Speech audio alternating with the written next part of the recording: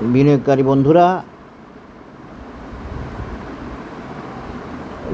বন্ধুরা আসসালামু আলাইকুম। আশা করি আপনারা ভালো আছেন।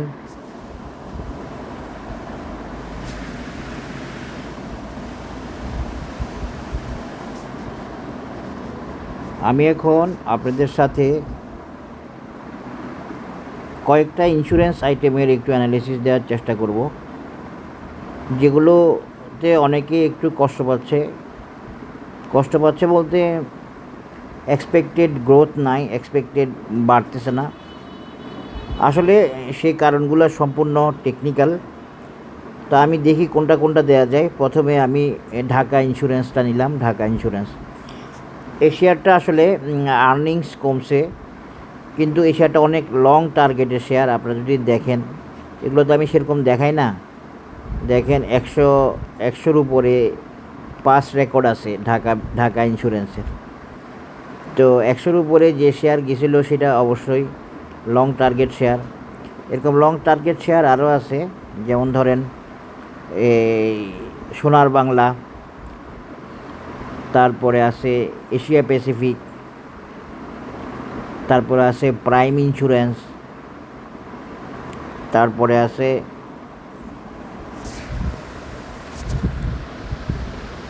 এই প্রভাতী। এগুলো তো আছেই, অনেকগুলো আছে। তো আসেন এখন ঢাকার আলটিমেট অবস্থাটা দেখি। আসলে ঢাকা একটা জিনিস করতে বাধ্য হচ্ছে। ঢাকা কারেকশান হয়েছে, দেখেন কারেকশান হয়ে নিচে নামছে। কোজেনশনের সাপোর্ট থেকে আবার উঠে আসার চেষ্টা করছে এবং উঠে আসতেছে। বাই সিগনালে আছে ঢাকা ইচিমুকুতে, এবং বুলিশ সিগনালেও আছে, এবং ফিউচার ক্লাউডও গ্রিন আছে। তো এই ফিউচার ক্লাউড গ্রিন বিষয়টা একটু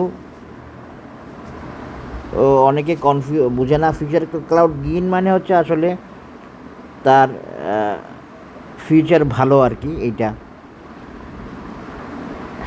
ভবিষ্যতে সে ভালো করবে এরকম একটা প্রিডিকশান দেয় বা পজিশন দেখায় ইচিমুকুতে।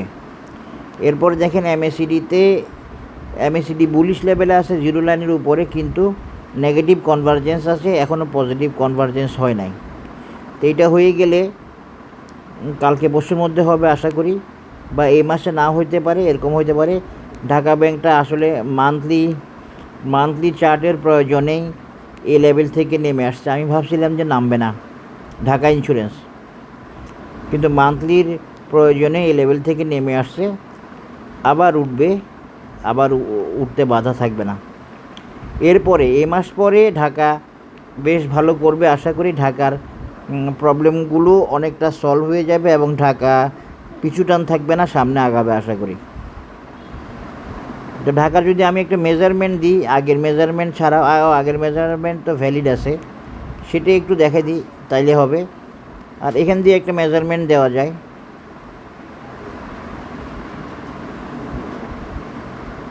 এই যে দেখেন 56, এখান দিয়ে মেজারমেন্ট দিলে একটা টার্গেট হচ্ছে 56, এটার সাথে মিলে গেল। এই এখন যদি আমরা এটার সাথে ওই ক্লাসিক সি হর্স প্যাটার্নটাও যোগ করি, তাইলেও একই টার্গেট পাওয়া যাবে। এই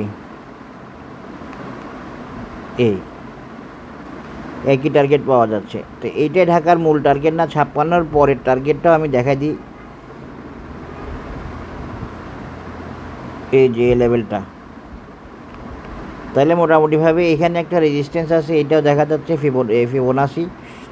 এরপর এখানে টপ আছে, এই টপের সাথে ঢাকা মিলে গেল। তাহলে আমরা ঢাকার একটা 56 আর একটা রেজিস্ট্যান্স দেখাইতে পারি কত, 72 টাকা। এটাই ঢাকার অ্যানালিসিস, এটাই ঢাকার এই মেজারমেন্ট, ওকে মেজারমেন্টের অ্যানালিসিস। এখানে কোনো আর প্রবলেম নাই। একটা হলো 56 আর একটা হলো 71 বা 72। খুব ভালো একটা মেজারমেন্টে আছে ঢাকা, কিন্তু ঢাকা টেকনিক্যাল কারণে, কনসলিডেশনের কারণে, মান্থলি অ্যানালিসিসের কারণে, সব মিলিয়ে যাই হোক ঢাকা পিছিয়ে আছে। ঢাকা পিছিয়ে থাকতে হচ্ছে, উপরে উঠে নেমে গেছে, কিন্তু আর 2-1 দিন পরে ঢাকা বুলিশলি উঠবে আশা করি। মান্থ এন্ডের পরে নতুন মাস আসলে ঢাকার সামনের দিকে উঠে আসার সাপোর্ট পাবে। ঠিক আশা করি আপনারা বুঝতে পারছেন। ঢাকা নিয়ে আর ডিটেলস বলতে চাচ্ছি না, এখানে ঢাকার অ্যানালিসিসটা শেষ করলাম।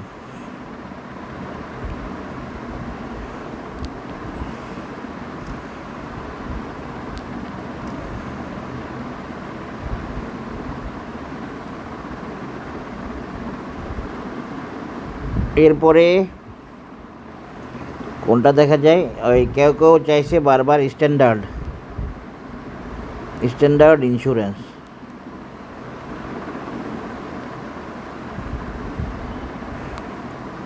স্ট্যান্ডার্ড ইন্স্যুরেন্স তো আসলে বুলিশ অবস্থায় আছে, এই জন্য আমি আর কিছু বলতেছি না। এই কারেকশানগুলো আসলে প্রয়োজনীয় কারেকশান আরেকবার উঠে আসার জন্য। তবু আমি দেখাই দিই আজকে অ্যানালিসিসটা স্ট্যান্ডার্ড ইন্স্যুরেন্সের।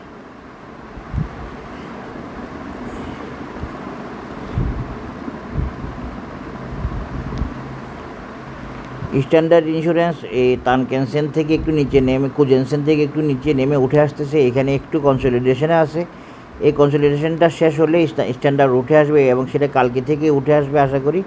কালকে থেকে উঠে আসার সম্ভাবনা বেশি, অসুবিধা নাই কোনো। স্ট্যান্ডার্ড ইন্স্যুরেন্সের এমএসিডিটা কেমন, এমএসিডিতে এখন ডাইভারজেন্স আছে। এমএসিডি নেগেটিভ সাইডে হয়ে হিস্টোগ্রাম দেখাচ্ছে, নেগেটিভ কনভার্জেন্স দেখাচ্ছে। এটা কোনো বড় সমস্যা নয়, এটা কাভার করে ফেলবে এবং এটা কাভার করে স্ট্যান্ডার্ড উঠে আসবে। স্ট্যান্ডার্ডের এমএসিডি ইচিমুকুতে বাইসিগনাল বুলিশ অবস্থান, up trend, future cloud green, সব কিছু ঠিক আছে। স্ট্যান্ডার্ড নিয়ে কারো আমি বলি না, আমি আসলে ভুলে যাই স্ট্যান্ডার্ডের কথা। আসলে আমি স্ট্যান্ডার্ডের ব্যাপারে খুব আশাবাদী, এই জন্যই ভুলে যাই। বিশ্বাস করেন, আমি স্ট্যান্ডার্ডের নিয়ে এখান থেকে ডিল করতেছি। হ্যাঁ, আপনারা তো আমাকে পাইছেন অনেক পরে, স্ট্যান্ডার্ড নিয়ে এই লেভেল থেকে ডিল করতেছি।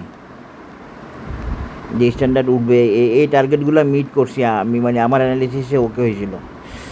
তো স্ট্যান্ডার্ড তো আসলে এই টার্গেটের শেয়ার না, স্ট্যান্ডার্ড আরও ভালো টার্গেটের শেয়ার। তো স্ট্যান্ডার্ডের টার্গেটটা আরেকবার একটু দেখে দিই। এখানে আমি এইটাকে রেজিস্ট্যান্স ধরবো, এইটাকে রেজিস্ট্যান্স ধরবো। এই 61 বা 62 হচ্ছে স্ট্যান্ডার্ডের মিনিমাম টার্গেট। 61 বা 62 হলো স্ট্যান্ডার্ডের মিনিমাম টার্গেট। এই মিনিমাম টার্গেট বলতে কী বোঝাচ্ছে, এই মিনিমাম টার্গেট বলতে স্ট্যান্ডার্ড ওই বি পয়েন্টটাকে মিট করতেছে 62। এই 62 স্ট্যান্ডার্ড যাওয়ার চেষ্টা করবে ইনশাল্লাহ, কোনো সমস্যা নাই। এরপরে স্ট্যান্ডার্ড কারেকশান হইতে পারে। দেখেন ওই যে বি পয়েন্টটা ইন্স্যুরেন্স সেক্টরের যেটা, ওইটা এই বি পয়েন্টের পরে একটা কারেকশান আশা করা যায়। তো আমরা একটু দেখি, আমি স্ট্যান্ডার্ডকে একটু অন্য ফরম্যাটে। হ্যাঁ, ঠিক আছে। এরপরে স্ট্যান্ডার্ডের টার্গেট হচ্ছে 82। এগুলো সব ভ্যালিড আছে, এই শর্ট টার্ম রেজিস্ট্যান্সগুলো সব ভ্যালিড আছে স্ট্যান্ডার্ডের জন্য। এরপরে স্ট্যান্ডার্ডের টার্গেট হলো 82। এই তারপরে হচ্ছে 102, এটাও ভ্যালিড আছে স্ট্যান্ডার্ডের জন্য 102। বিষয়টা হলো আপনি অপেক্ষা করবেন কিনা বা বাজার নিবে কিনা। বাজার নিবে কিনা তো আমরা বলতে পারি না, আমরা বলতে পারি যে অ্যানালিসিস আছে, অ্যানালিসিস ওকে আছে, যাওয়ার সম্ভাবনা আছে, যেতে পারে, এইটুকু বলতে পারবো। নেওয়ার দায়িত্ব বাজারের, বাজার নিবে কিনা সেটা বাজার জানে। তবে বাজার 4 বছর পর ভালো হচ্ছে, তাই সবগুলো রেজিস্ট্যান্সই আমার অ্যানালিসিসে ভ্যালিড আছে। শর্ট টার্ম রেজিস্ট্যান্সগুলো সবগুলাই স্ট্যান্ডার্ডে আমার অ্যানালিসিসে ভ্যালিড আছে। তার মানে এই 102ও যাওয়ার সম্ভাবনা আছে অ্যাজ পার আমার অ্যানালিসিস। আমার অ্যানালিসিস ঠিক হতে পারে, নাও হতে পারে, কিন্তু আমি যেটা মনে করতেছি স্ট্যান্ডার্ড যাওয়ার চেষ্টা করবে। কারণ কি, এটা প্রায় 4 বছর পরের মুভমেন্ট, এটা বুঝতে হবে। স্ট্যান্ডার্ডের আরেকটা টার্গেট হলো 82। এটা দেখেন ক্লাসিক সি হর্স প্যাটার্ন দিয়ে দেখাচ্ছি, এই 82 এটাও স্ট্যান্ডার্ডের একটা টার্গেট। আর Fibonacci resistance level, short term resistance লেভেলগুলো দিয়ে স্ট্যান্ডার্ডের 82ও দেখাইলাম। 82-এর সাথে এটা মিলছে, ডি পয়েন্ট মিলছে 82-এর সাথে। এই 2.618 লেভেলে 82, আগে 62 বা 61, তারপরে 82, তারপরে 102। এটা হলো স্ট্যান্ডার্ডের লং টার্ম টার্গেট। এই দুইটা মিড টার্ম টার্গেট, এই দুইটা, আর এটা লং টার্ম টার্গেট। সুতরাং আমরা দেখতে পাচ্ছি একটা ক্লাসিক সি হর্স প্যাটার্ন, যেখানে একটা টার্গেট স্ট্যান্ডার্ডে 61 বা 62 লেভেল, আর একটা টার্গেট 82 লেভেল, আর একটা লং টার্মে 102 টাকাও স্ট্যান্ডার্ডের লেভেল আছে। আশা করি বুঝতে পেরেছেন।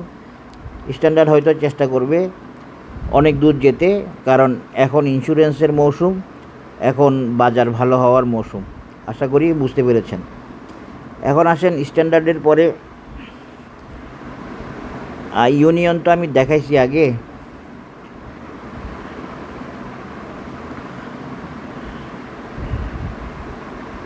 প্রাইম ইন্স্যুরেন্সটা একটু দেখাই।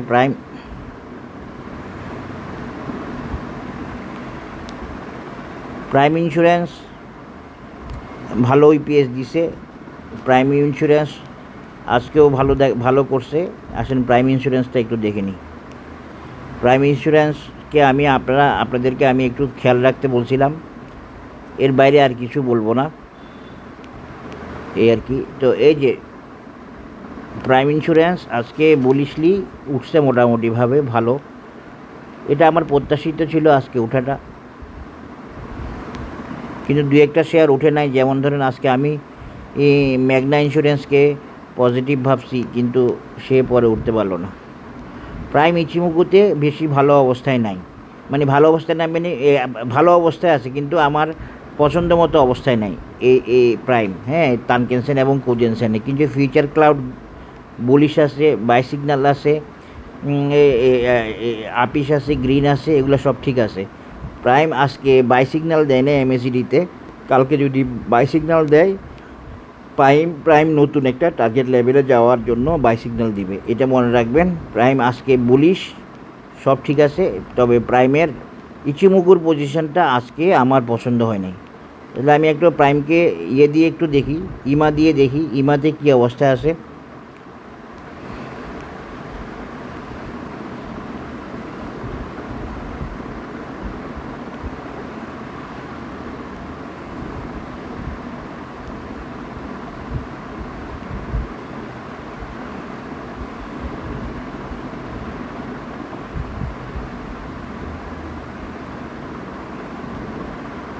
দেখেন প্রাইম মাশাল্লাহ খুব ভালো অবস্থায় আছে। আপিস ইমাতে আপিস আপ ট্রেন্ড, আশা করি লাস্ট টপ ক্রস করে ফেলবে খুব শীঘ্রই, এবং প্রাইম কিছুটা টার্গেট ওরিয়েন্টেড মুভমেন্ট দিয়ে ফেলছে। একবার টাচ করছিল টপ, আমার অ্যানালিসিস টার্গেটকে ওকে করছিল, ওইটা ওকে করে 45 থেকে সে কারেকশানে আসে। কারেকশানে এসে তা এই কারেকশান হয়েছে, তো কী হয়েছে, এটা তো ভালোর জন্য হয়েছে, এখন আবার উঠে আসতেছে। এভাবে উঠে আসে আসলে নিয়ম। আপনারা ফলো করতে থাকেন, দেখবেন আপনাদের ধারণা হয়ে যাবে টেকনিক্যাল অ্যানালিসিসের ব্যাপারে। প্রাইমের এমএসিডিও ভালো অবস্থায় আছে, কালকে হয়তো এমএসিডিতে বাই সিগন্যাল আসবে। তাহলে প্রাইমের আমি অ্যানালিসিস কোনটা দিয়েছিলাম, প্রাইমের আসলে 2-3টে অ্যানালিসিস দেওয়া যায়। আমি এইটা একটু দিয়ে দেখি তো এটাতে কি বলে। আমি একটা 60 টাকার অ্যানালিসিস দিয়েছিলাম প্রাইমের।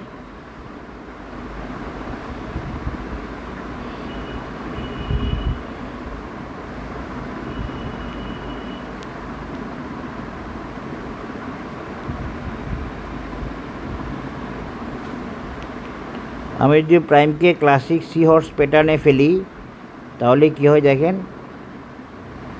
প্রাইমের টার্গেট হয়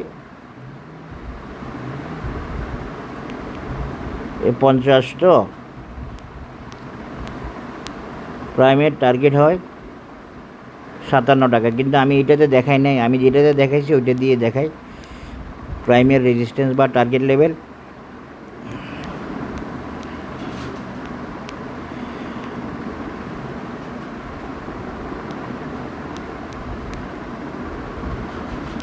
আমি এখান থেকে দেখাইছিলাম একটা সি হর্স প্যাটার্ন দিয়ে দেখাইছিলাম। এটা একটা পারফেক্ট মেজারমেন্ট ছিল, আশা করি আপনারা দেখছিলেন। আগে দিয়েছিলাম এই প্রাইম এই রেজিস্ট্যান্স, একটা রেজিস্ট্যান্সে গিয়ে টার্গেট মিটিয়ে এখন প্রাইম কারেকশানে আছে।